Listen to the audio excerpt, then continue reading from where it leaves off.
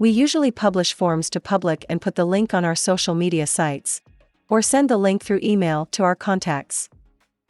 In other cases, we also need to share forms with only certain people, such as custom order form to specific client or exam paper with our students.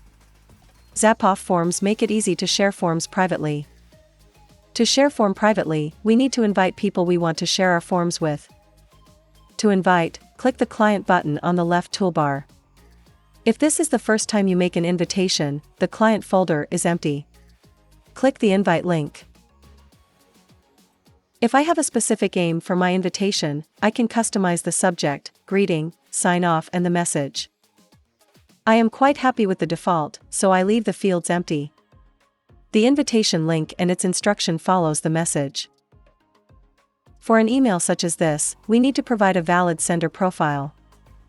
If some of the sender profile fields are empty, click the Update Sender Profile button to complete the profile.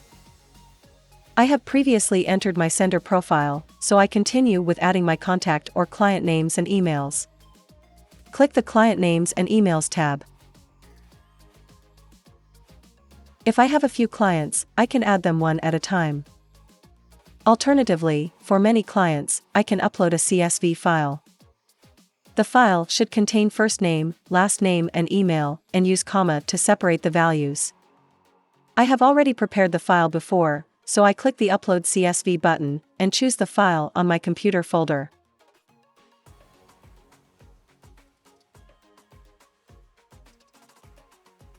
The first row of my file contains the column labels, so I enable the option First row contains column labels.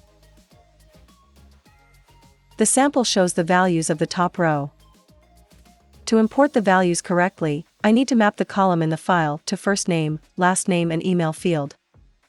To do this, I click each field's drop-down and choose the matching column.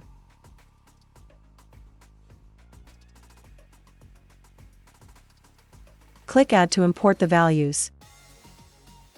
Before sending the invitation emails, I can still remove or edit the added contact.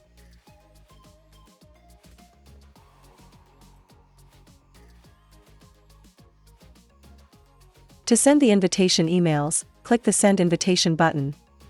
It may take a while for the recipients to receive the invitation email. Each of the invited client has a pending status until the client accepts the invitation. The invitation link redirects the client to sign in or create an account if the client does not have one. In my client folder, I can remove the client.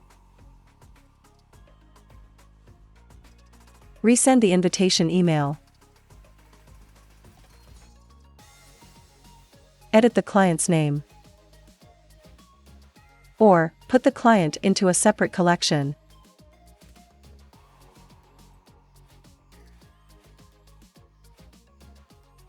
To invite more clients, click the Invite button on the new client card. And that's how I invite my clients. Now, let's share forms with our clients. Click the Form button on the left toolbar to open the Form folder.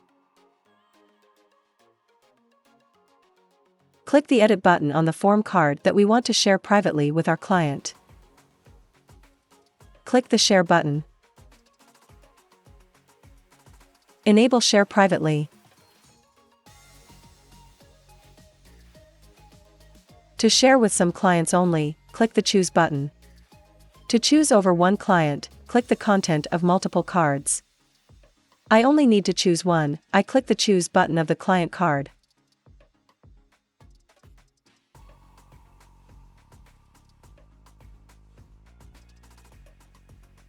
Now, I want to share my other form with all clients, including clients I might add in the future. To do this, click the Edit button of the form. Click the Share button. Enable Share Privately. And that's it. All future clients will have access to this form.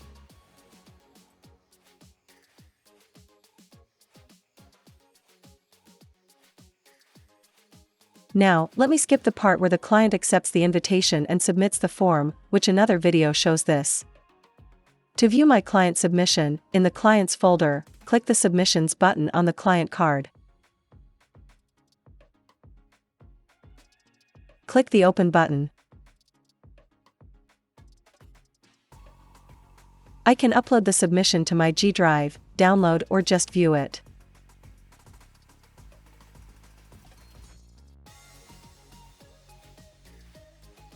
Besides viewing the submission from the client folder, I can also always view the submission from the submitted forms folder.